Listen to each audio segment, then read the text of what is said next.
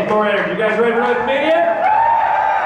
The more energy you guys give us, the more energy we get right back on you, okay? How's that sound? Good? Your next comedian is... Okay, thanks my mom and my aunt down in the front. I told them not to, but here they are. Yeah, thank you. No, I appreciate it. No, it's okay. Don't let it happen again. Your next comedian did a show last night on our kickoff night at Greenbelt Vineyards, and she absolutely killed it. I love her. All the way from Tennessee. Ladies and gentlemen, keep it going with the very funny Meredith Kerr, everybody. Meredith! Thanks. Hey, y'all. Shoot, I'm just glad I got done fucking my brother in time to get here, you guys. Yeah, my name is Meredith, and I'm 46, and I've never been married, which means I have had a lot of bad sex. And I think it's mainly due to the kind of guys that I date. My dating motto for the longest time was like the statue on the plaque on the Statue of Liberty. Excuse me.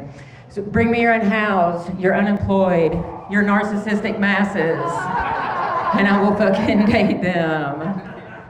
And that's left me a little jaded when it comes to love and relationships. Some people call that bringing baggage into a relationship, but baggage to me implies like a suitcase. Your shit's probably folded and organized. Toothbrushes in a case, not just willy-nilly amongst your things. That's the kind of baggage you can just breeze through TSA. That's not what I'm bringing in the relationship, y'all. I'm bringing in 47 Kroger bags just crammed full of all of my fucking issues. And I'm 46 and single, so there are cats in those bags. Not in the microwave. Yeah, that kind of baggage doesn't go through TSA so good. There's never enough bins for all my bags. My alcoholism inevitably spills out. My love of narcissistic men with substance abuse problems sets off the metal detector. And then they want to frisk me, and I'm like, yes, human touch. But then it's a woman, so now I'm confused. And that's actually wrote that joke because when I do travel a lot with this job, and you know, they've got the new thing that like scans you, stand like this, and it scans your body for explosive residue. And my lady always indicates, and I found out the hard way, TSA does not love my pussy to bomb jokes.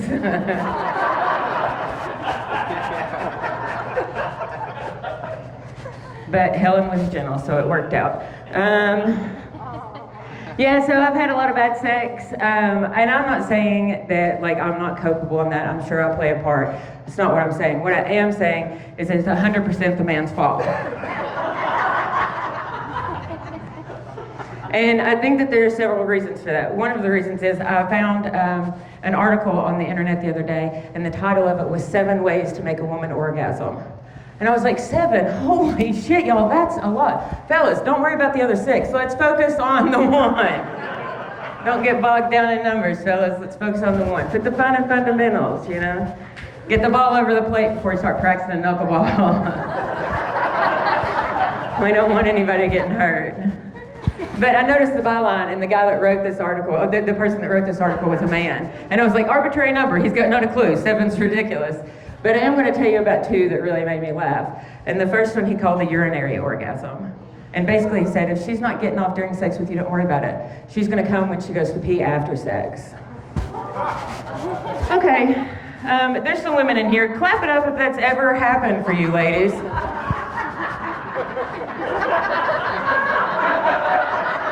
I just feel like that's bad information to be putting out there because I don't want to have sex with a dude and then he's listening at the bathroom door to hear if I'm coming. Y'all, I'm busy. I don't have time to fake it 2 different places. You know what I'm saying? It's so dope. And the other one, this was my favorite one. He called this one a throat orgasm. And he said you can help somebody achieve throat orgasm by massaging the back of their throat with either your fingers or the head of your penis. I have done extensive research in this area. And there are some fellas out there who will never hit the back of a woman's throat. So some guys don't have to worry about that. But he says when you achieve throat orgasm, you'll produce mucus and saliva, and he called that throat ejaculate. That's called pre-vomit. Am I right, ladies?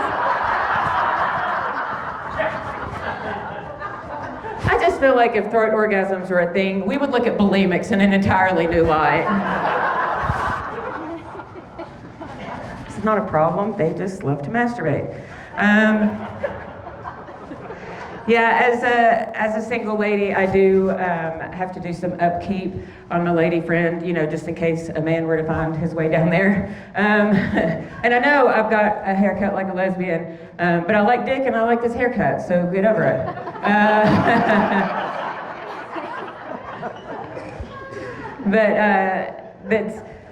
So if a man were to find his way down there, I want her to be looking nice, and I was trimming up the other day and I took too much off one side and I was like, oh shit. And so I just took it all off and said, let's clean slate, start over. Then I got out of the shower and I was blow drying my hair upside down as we women do for the volume. And that gave me a really unique perspective on a freshly shorn lady.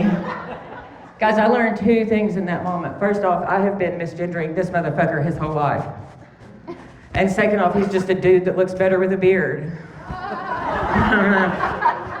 I don't know if it was like a weak chin or thin lips, but he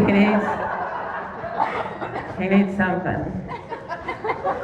I have found in my dalliances, let's call them, that men, let's see, how do I put this? When I'm hooking up with a guy and he goes to like boop my dude on his nose, like wiggle my guy's nose, he goes after my guy's nose like an amateur DJ would, just like a little, that's not what I need. I need you to go after my dude's nose like a professional DJ would, like Paul Oakenfold or Skrillex.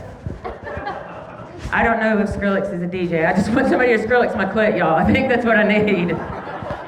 Dubstep all over that thing. Just want to feel something, that's what I'm saying. I did just start dating somebody, and he's great. He was homeless when I found him. Does anybody else have one of these? Or take these in? I got sober 5 years ago and I was just like, I'm not dating any more guys if they don't have a car, they don't have a job, and they don't have a house. I'm not even entertaining the thought. And then I met my boyfriend and he had a job and he had a car and he had a house. His car and his house were the same thing though. And then he just parked it in my driveway and he moved right in because I was not gonna stay at his place, The Subaru was nice, but indoor plumbing it did not have. But when we first got together, it was hard. We had a really hard time.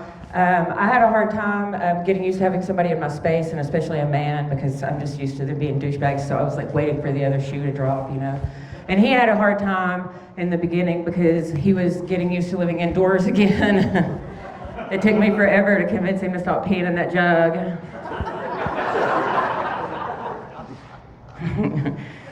But he's really sweet. He asked me when we first got together, he was just like, what do you like? What do you like in the bedroom? And I think when men ask us that, they think it's because like we have this like weird kinky fantasy. Like I'm gonna say, oh, I wanna wear Princess Leia's bikini and you can watch me Han Solo myself. And then you Chewbacca. Bacca's what I call my vagina.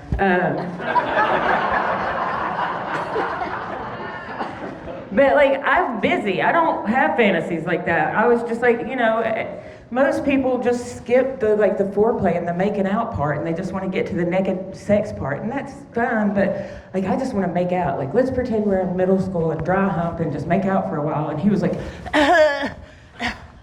wouldn't you just rather stick something in my butt?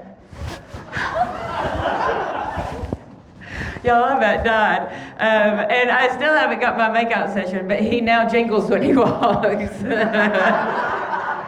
I'm using him like a piggy bank.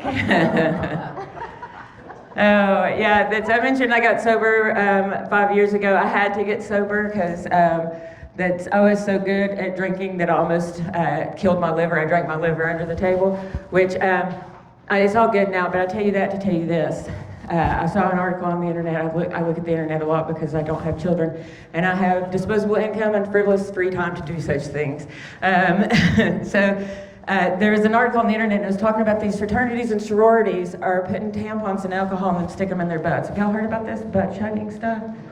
They're getting in all kinds of trouble for it, and I'm just like, what kind of person? That's insane to me. Like, just be a normal human and get drunk, I just think that's crazy. And then I read further down the article, and it turns out when you do this butt chugging, the booze completely bypasses your liver.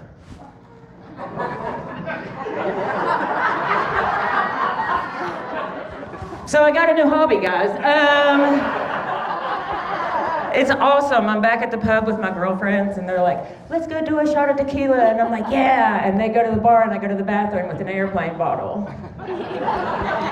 Yeah, I still salt the rim, but I can't figure out what to do with that lime, guys. Thank you so much. My name's Meredith Kerr. Thanks.